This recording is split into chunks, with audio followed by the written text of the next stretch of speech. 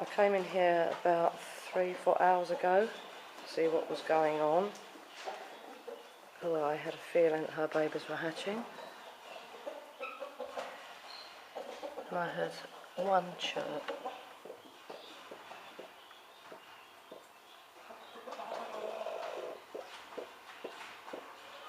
Don't know. There's an egg there that's still a little exposed.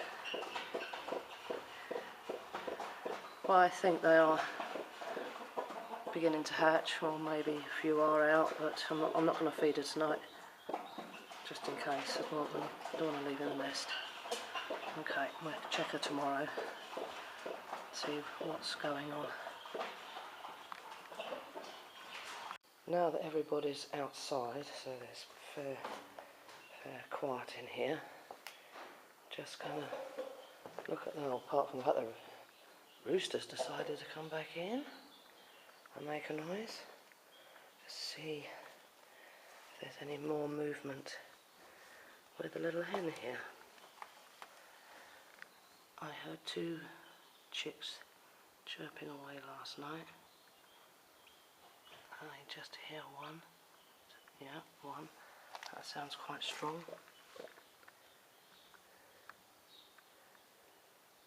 Can't hear the other one. Now, I really wish I'd candled the eggs the night before last when she was out of the nest, to see at what stage they were at, to see especially where the turkey eggs were, whether they had pipped internally or whether they were still alive. But I didn't, and of course now it's far too late. I'm not going to disturb her, I'm not going to feed her, but there's certainly not as much action going on in her nest as what there was in the little black bear neck's nest. Hers were all hatched within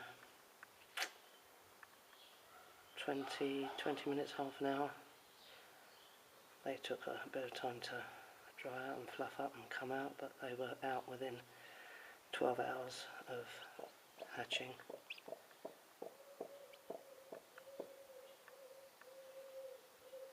can hear something tapping in there, so obviously a few more, or one more at least, is going for it. Maybe that's one of the turkeys, I hope so.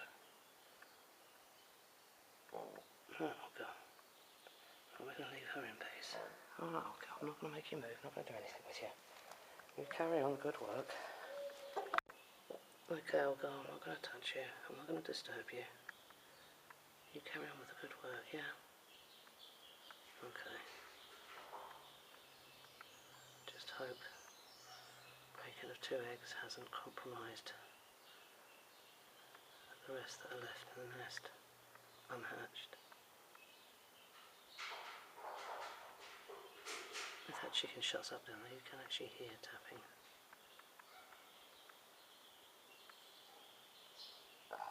Oh, well.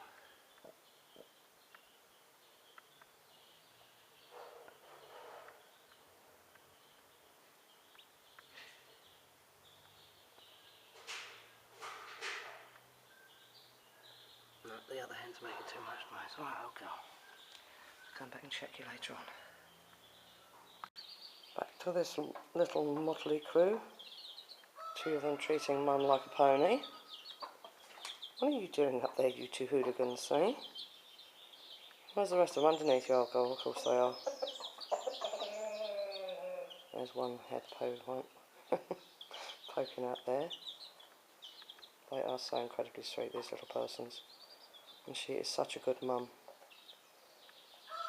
And your old Ginge out in the pig house gang. That's this one's grandmother. She was an excellent mum.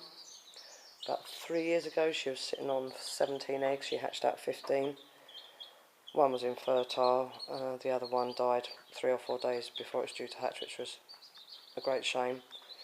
But she reared 15 absolutely beautifully, and they were still trying to get under her wings and under her body when they were very nearly as big as she was. She's only been broody once, which is a great shame, because she's, I say, very, very ancient. A little old ginger bear neck, but still laying. Maybe, perhaps this year she'll be kind to me and go broody again, maybe for the last time, so I can put those 22 guinea fowl eggs underneath her.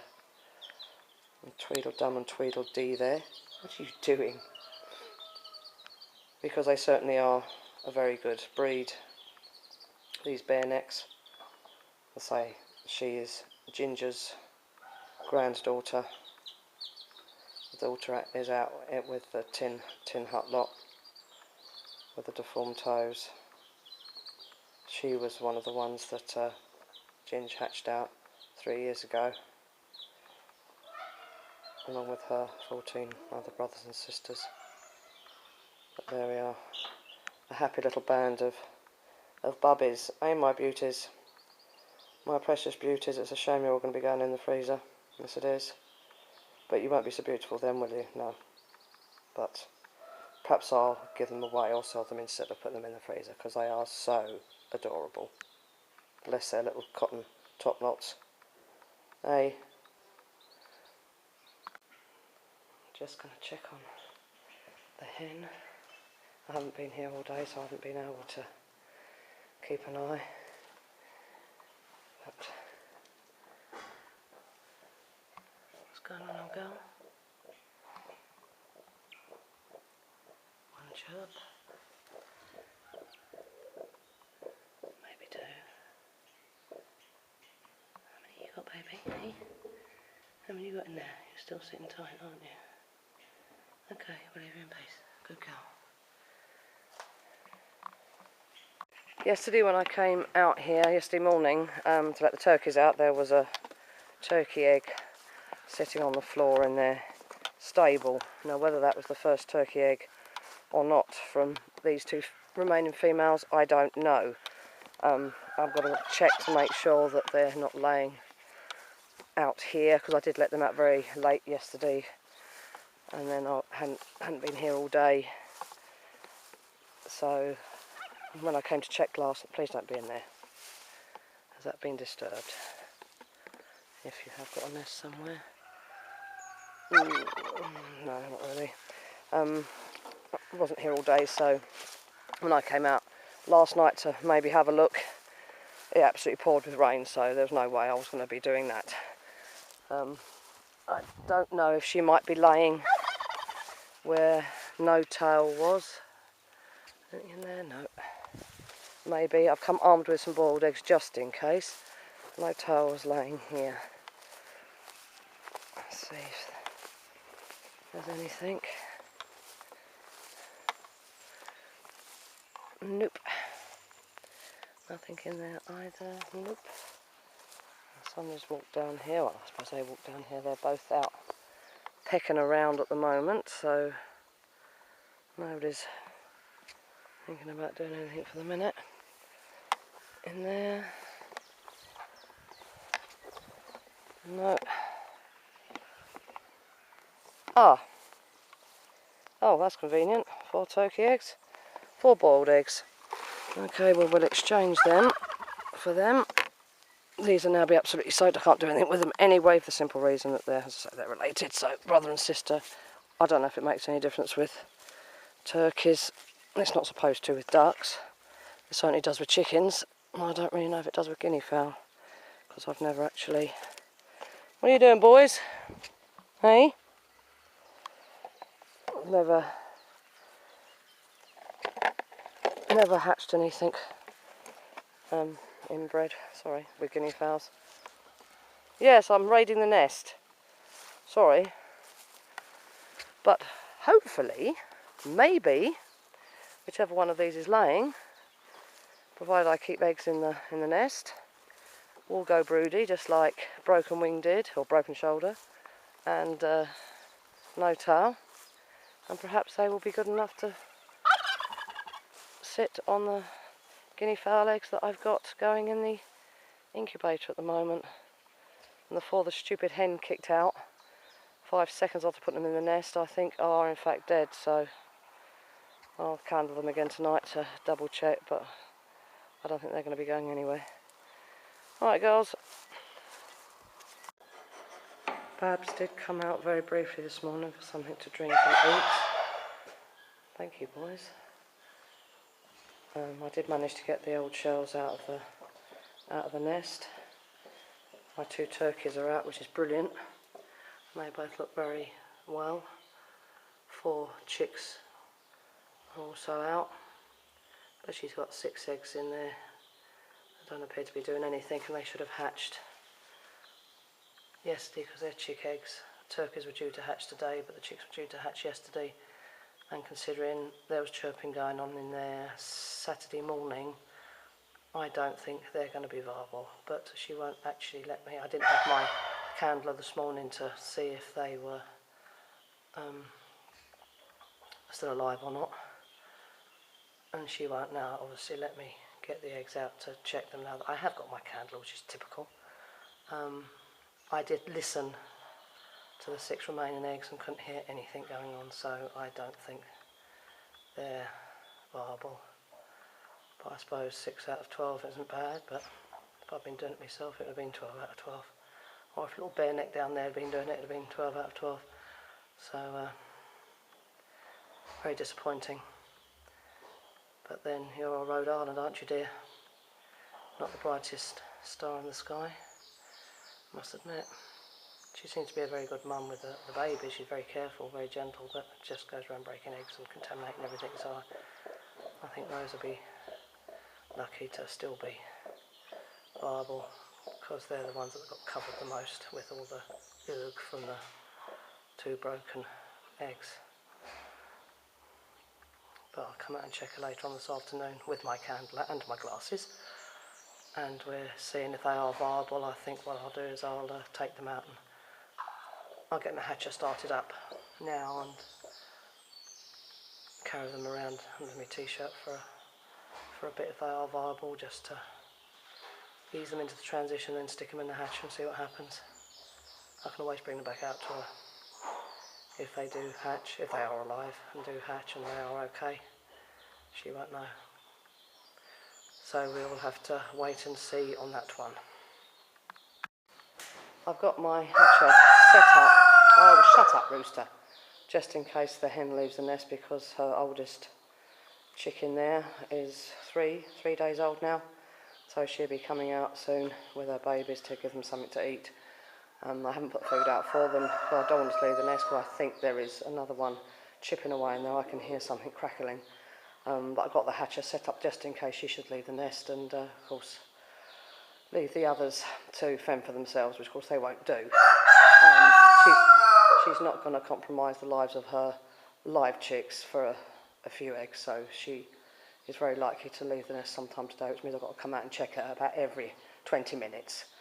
But I've got the hatcher set up just in case those that are left in the nest are still viable, and she has in fact left it. So, well, what is the matter with that turkey? So we'll keep a watchful eye on her. What's the matter? Where are you? Okay, where's the other one? Where's the other one? Hey, what's the matter? Where's she gone? Where's she gone?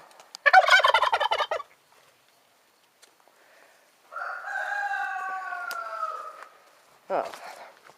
Dad, please don't tell me one of the turkeys, one of the females, has decided to disappear. Maybe to lay, like one of the other ones did that didn't come back.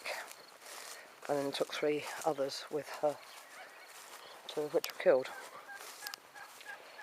But of course it might be the one that's laying here. Let's see if she's on the nest.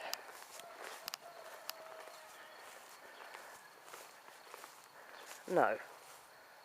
Oh.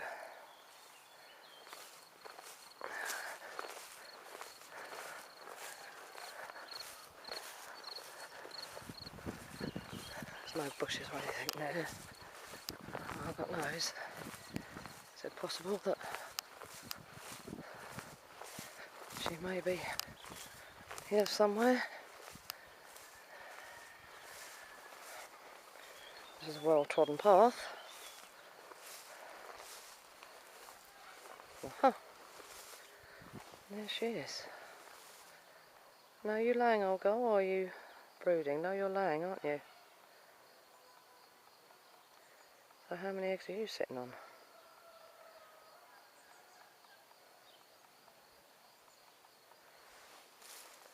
Don't know if you can pick this up the way she's straining. If I can ever get this video camera to function properly. One way. Doesn't want to zoom in. Oh, there we are. There it is. Stupid thing.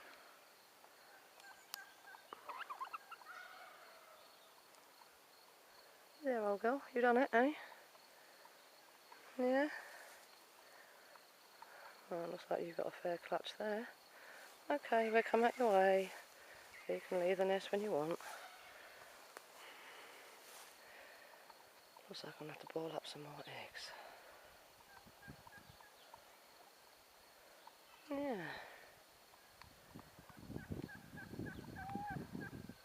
She's calling her sister. So it arrived just as she was laying. I don't know if the camera picked that up, but they sort of semi-stand up and the strain rhythmically, sort of like, it's like a wave. They dip and lift, dip and lift, dip and lift. They take an awfully long time to actually lay the egg. I've timed Maud. It took her 45 minutes from the moment she got on the nest to when she left the nest. 45 minutes, that's an awfully long time to strain. And I'll go on and see how many eggs you've got. Alright, I'm at your way. Come on, everybody wants you, everybody's calling you. She's here, dear. Up there, waiting to hear from her sister. She's here! Oh, you shut up, you two. Come on, old girl, your sister requires you, unless of course you decided you're now going to be broody. In which case, alright, I'll get right out of your way. There we are.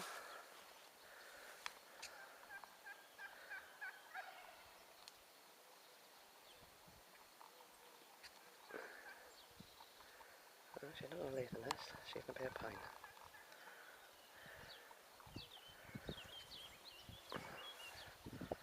Just think how many eggs she might have in there. I haven't been down this end of the field for quite some time. So it looks like I might have two turkeys that go broody. I better carry on collecting the pig house guinea fowl eggs then. And whether I could, as I've only got two turkeys that are out, thank heavens, in there, I could maybe risk letting one of these sit on their own eggs, but not the four I took from the nest this morning, from that one's nest, the other one's nest, because they would have got soaked, so that then would be no good. But they are brother and sister, and I don't agree of inbreeding, not to that degree. People, well, the locals around here, the local farmers say, oh, well, it doesn't matter. They say it certainly doesn't matter with ducks. Well, I tried it, because all I had was 6 ducks, and 2 of the males were brothers of the girls. And although everything hatched, the 27 I hatched and the 40-something plus that the ducks themselves hatched out, the ones that I hatched, only 3 made it to adulthood, and they were wrong. They were very small and pitiful. And every single duckling that the females hatched out were all dead, except for one within the first 2 weeks of their lives from hatching. One survived 6 weeks, and that was it. Then that one just died. So I know it doesn't work with ducks, even though the local farmers say, oh, it's not a problem. Especially with muscovies, it's not a problem. But there we are, and I couldn't find another male muscovy duck to swap with mine. Are you going to leave this nest, dear? although the French love Muscovy ducks just to have around in the garden and what have you, and they love to eat them, nobody within the vicinity of a 50-mile radius had Muscovy ducks that I could swap the male with my male. So, alright, I'm going to leave you in peace. I'm back in a minute. I've got to come out again in a minute anyway. So, I know it doesn't work. I haven't done it with guinea fowl. I did it once purely by accident with chickens. I picked up the eggs that I thought were from one rooster, and they in fact were from another one that I didn't know was a rooster. I thought it was a hen. Very peculiar rooster. Oh, what on earth?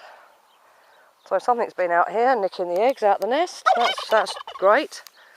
I'll turn this electric fence back on, although it's going to earth on everything. Never mind. Where was I? Oh yes, so there was that rooster, and of course that was a brother of all the other hens. And out of about 40 chicken eggs that I hatched, only 3 survived. So they all hatched. Well, I hatched most of them. She's down there, dear. But there were, I suppose, about 7 or 8 that hatched themselves. But as I say, 3 survived to adulthood, so I know inbreeding does not work, even though all farmers will tell you, oh, it's not a problem, blah-de-blah-de-blah. It doesn't work. Right, I'll go and check the hen again.